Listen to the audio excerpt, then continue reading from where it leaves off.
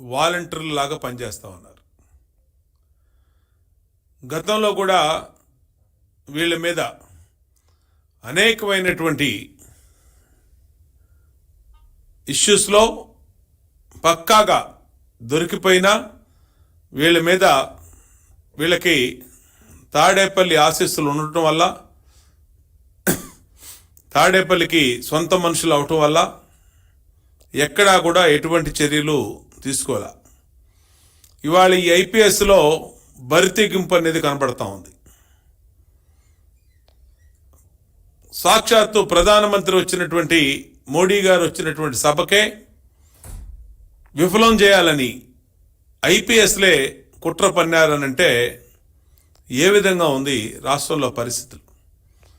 ఇవాళ election commission of India ఫిర్యాదు చేశాం, స్పందించాల్సిన అవసరం ఉంది. ఎలక్షన్ కమిషన్ ఆఫ్ ఇండియా పూర్తి ఎంక్వైరీ చేయాల్సిన అవసరం ఉంది. ఒక ప్రధానమంత్రి సభలో లా అండ్ ఆర్డర్ని కంట్రోల్ చేయడానికి ప్రోటోకాల్ బ్రేక్ చేసి నరేంద్ర మోడీ గారు మైక్ ముందుకొచ్చి పోలీసుల్ని అలర్ట్ చేశారంటే, అంటే ఒక ప్రధానమంత్రి గారు అలర్ట్ చేసే వరకు కూడా పోలీసులు మొద్దు నిద్ర వీడలేదనంటే ఎంత బలమైనటువంటి ఆదేశాలు పల్నాడు ఎస్పీకి, అక్కడ డిఐజీ పాల్రాజ్కి వచ్చినాయో అర్థమవుతూ ఉన్నాయి. ఇవాళ ఎన్నికలు సమీపిస్తున్నటువంటి తరుణంలో ఇంకొక షెడ్యూల్ వచ్చేసింది ఎలక్షన్కి. రేపు ఏప్రిల్ నెలలో నామినేషన్స్, మే 13వ తారీఖు పోలింగు, అన్నీ వేగవంతంగా జరిగిపోతున్న తరుణంలో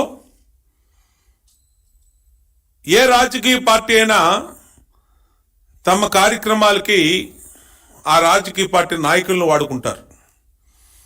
కానీ తాడేపల్లి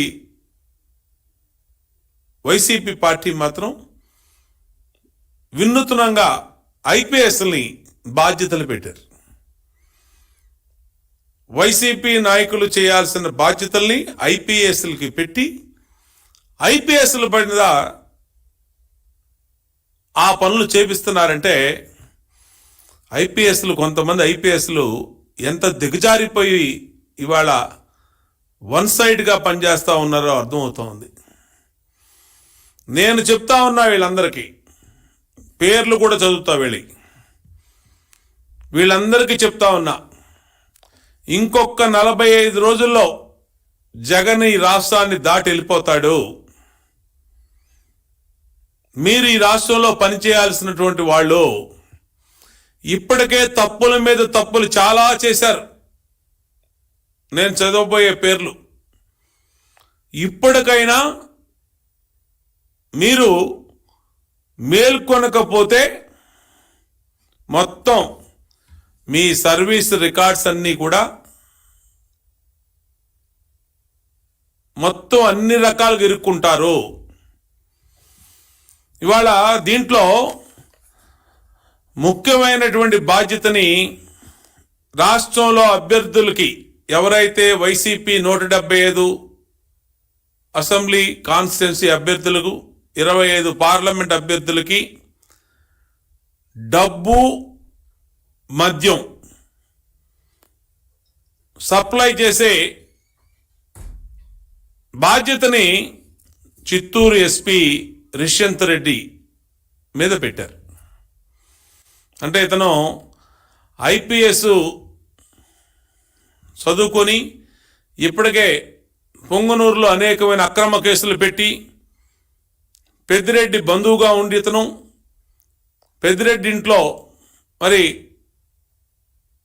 పాలేరులాగా పనిచేస్తూ ఇష్టారీతిన తాడేపల్లి ఆదేశాలు పాటిస్తూ ఇతర పార్టీల వాళ్ళని ఇబ్బంది పెడతమే లక్ష్యంగా రిష్యంత్ రెడ్డి పనిచేస్తా ఉన్నాడు.